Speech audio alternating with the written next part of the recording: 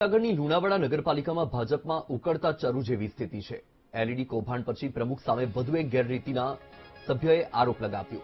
નગરપાલિકામાં 10 સભ્યો પ્રમુખના વહીવટથી નારાજ છે। સભ્યોએ પ્રમુખ પર 40 લાખના ભ્રષ્ટાચારનો આરોપ લગાવ્યો।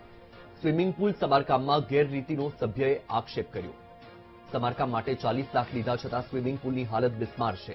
ટેન્ડર સહિત લેખિત પુરાવા સાથે સભ્યોએ મવડી મંડળને રજૂઆત કરી। દિવાળી પહેલા પણ એલઈડી કૌભાંડના આક્ષેપ થયા હતા।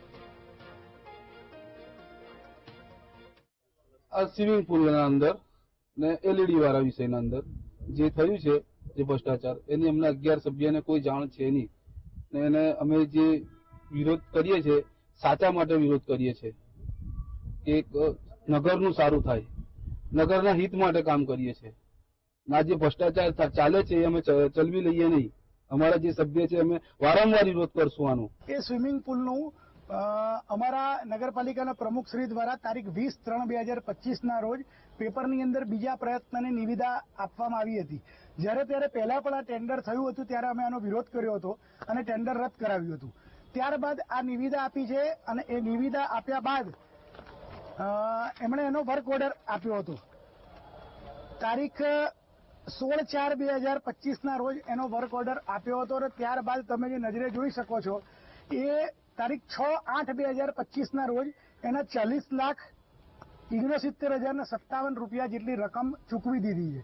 દિવાળી પહેલા પણ અમે આ વિષયની રજૂઆત અમારા પ્રદેશની અંદર, અમારા જિલ્લાની અંદર, મંડળની અંદર, પાર્ટી કક્ષાએ અને અમારી પાર્ટીની સંકલન સમિતિની અંદર કરી હતી। વહીવટદારના શાસનમાં થયેલું હતું અને આ સ્વિમિંગ પુલનો 13 વર્ષ જૂનું સ્વિમિંગ પુલ છે। એના મેન્ટેનન્સનું ટેન્ડર જે થયેલું એ વહીવટદારના શાસન દરમિયાન થયેલું છે, 2024માં થયેલું છે અને એનો બીજો પ્રયત્ન અમારા ભાગમાં આવેલો હતો। અમારા ભાગમાં તો ફક્ત ખોલવાનું જ આવેલું હતું અને એમાં અમે કોઈ પણ આઈટમો બદલી શકતા નથી અને અમારું કામ ફક્ત અને ફક્ત જે આઈટમો પ્રમાણે આવ્યું છે એ જોવાનું। પહેલા આક્ષેપો કરવામાં તો લોકો 10,000 કરોડના આક્ષેપ કરે છે, 12,000 કરોડના આક્ષેપ કરે છે। મારા મિત્ર 12 કરોડનું કૌભાંડ તો એવો આક્ષેપ કરતા હતા બાંધકામ સમિતિના ચેરમેન, જેમને પ્રમુખ બનવાના અભરકા હતા પરંતુ એ રાજકીય રીતે પૂરા ન થઈ શકતા ભારતીય જનતા પાર્ટીના પાર્લામેન્ટરી બોર્ડે નિયુક્ત કરેલા પ્રમુખને યેન કેન પ્રકારે બદનામ કરી એને પદ પરથી હટાવી અને એમને પોતાને પદ પર બેસવું છે, એના માટે આવા બેબુનિયાદ આક્ષેપો કરી રહ્યા છે।